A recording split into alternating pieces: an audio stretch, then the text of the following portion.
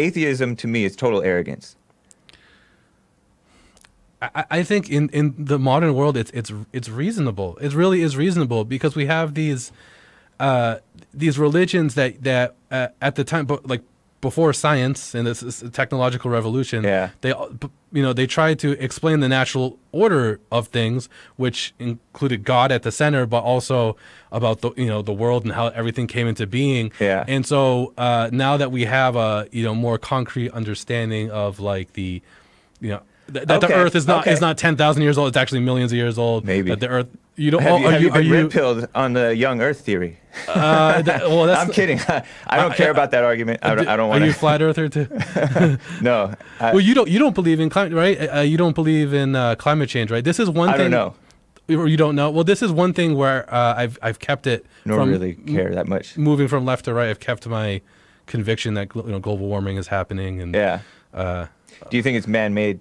Oh, I think it's as clear as the Earth is round that climate change is happening as man-made. I mean, you just look at the data. You know what the greenhouse gas is doing. It's reflecting heat back. If you don't dispute that fact, you have to, and you understand that we're spewing the greenhouse gases at these rates, and that the temperature rise is correlated to this rate that we're spewing the gases. I mean, it's kind of obvious. Have you heard about the because they say that 97% of scientists agree with it. No, not quotes, actual climate scientists. No, but I mean, like, have you heard about the suppression of the dissent? Because the dissent is so so you've heard absurd. About it, but you think that the dissent is absurd? Yeah, I haven't exactly heard about the suppression of the dissent, but I can imagine that there's people who are making really dumb arguments. No, I'm talking about scientists, climate scientists being suppressed, including at the UN, the IPCC, whatever, all those things. Yeah, but there are climate scientists I think it's who much debate that it's man-made. I know they exist, and you think that that's that their arguments are absurd? Yeah.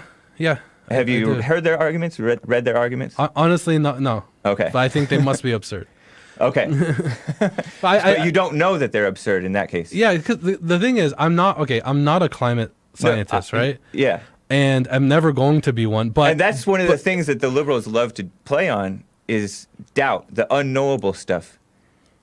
Yeah, they love to feed on that because they're not wrong about it. everything, though. They're not wrong about everything. There's no one group of people. No, but I'm just saying who's right about everything. But I'm saying liberals and basically like the higher ups, UN, all the evil people are pushing this climate change thing, and they're pushing evolution. They're pushing. Okay, you don't believe in evolution? No, I'm talking about macroevolution. Do you believe in macroevolution? Oh, can you define that as opposed to what else? When a human being came from like an apes. Yeah, why not? Why does it have to? But there's so many other things. For example, police brutality, racism, all these things that are unknowable. They rely on statistics, and they shade the statistics. They manipulate them. Well, I think the statistics are in the favor of the race realists, not the race baiters. But you'll notice that like the same media that's pushing this climate change thing, the same UN, the same that is pushing this climate change thing, the same government, liberals and all that. I'm not saying climate change. It's a conspiratorial way of talking. You're saying, no, these people, they're the same. And they I'm telling you, this is not conspiratorial. My point is that they love to exploit doubt and unknowing.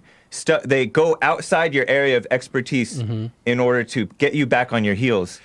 And then they convince other people and conquer and divide. You know what? I think this is a flaw in democracy. I honestly believe ultimately we should have a technocratic society. Technocratic meaning people who are experts in whatever domain it is get to vote on issues concerning that domain. The fact is, no, that's shady though. No, it's not. You don't. I think it's arrogant to think that just because you feel like you're like a spiritual person, you have a connection with God, you're going to know how to vote on issues of climate science. I think that's absurd. But why should the government have any say so on that? Because we affect the earth. We could wipe ourselves out. But literally kill all human life. This is your assumption because you haven't read the counter arguments. you assumed that they were absurd. Yeah, no, that is true, and if I had all sorts of time to waste, possible. Yeah, that's what I'm saying. They're exploiting your lack of knowing. But you got to be practical, man. If you're a manager, right? Say you're a manager. Being practical means like, okay, within reason. But the EPA has not been reasonable, and all these government environmental regulatory committees, from the local to the national to the UN. They have all been very unreasonable. It's been very hurtful to free businesses beyond, and they're some of the most destructive people to the planet too. They themselves, the ones who are pushing this stuff. Yeah, I'm sure they're not perfect, but I'm not talking about not perfect. I'm talking about they're fundamentally dishonest, evil people.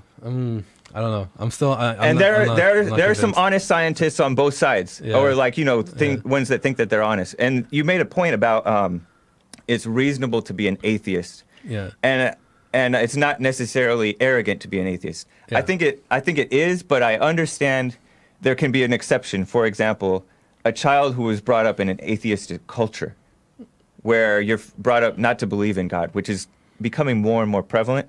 Yeah. That is not an example of that child or person who grew up that way being arrogant. They were just brought up that way to believe that. Yeah. They weren't. But if you're a fully functioning adult and like Sam Harris, and you're thinking that you're being intellectually honest, and you're saying, therefore, God doesn't exist, and stuff like that, that is a truly arrogant position. Yeah, to say that God definitely doesn't exist, yeah, I suppose that is arrogant. I will say that. So I definitely, I think agnosticism maybe is even more reasonable than atheism. Did you have any other points that you want to make before we get to calls? No, I don't. Yeah, I don't want to talk about climate change. Okay, I don't care about. To be honest, I don't care about climate change. It's a non-issue to me, but it is an issue in that people are pushing for so much. It's not the science to me, because I acknowledge that the climate does change, and maybe it is partly man-made or whatever. Mm-hmm. But the people that are pushing it and the regulations that they're pushing are not good, and it's very. I mean, I just know that the people up there are corrupt. I mean, do you have a favorable opinion of the UN generally? Well, recently, less and less so. But by the way, real quick, it's a big organization. What's up? Okay, what switched you from Hillary to? Are you even pro-Trump? I love Trump now. Okay. Yeah, what switched? What switched? Before I get to calls. Real fast. Jeez, it's hard. I started my red pill journey with, I think, like Jordan Peterson, Sargon of Akkad, these kind of people who are like liberalists or something they call themselves. Okay. But they kind of like Sargon of Akkad kind of smashed the idea of feminism. In their feminist agenda and things like that, and the kind of a lot of the things about race baiting and things like that.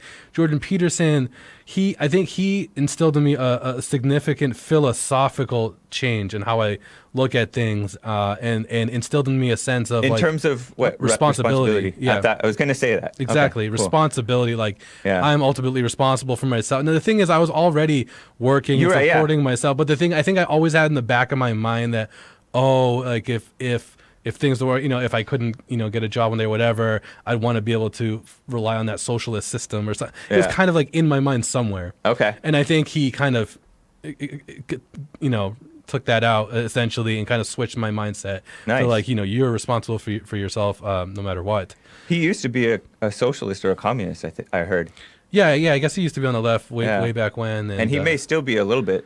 Yeah, a little bit. I think it's funny to watch him dance around the race realism questions. Yeah, and Trump and everything. He tries to tread such a fine line. I understand what the question of God too. Well, he's pretty pro God, but I think he's pro God on on the benefit of the culture. I don't think he's that shallow, but because he's he has training in Jungian analysis. I don't know if you're familiar with Carl Jung. A little bit. Yeah, I think it's a very profound discipline. It's a very significant departure from Sigmund Freud and that kind of clinical psychology of the time, and it kind of takes into account the whole man, the spiritual, religious aspects and everything.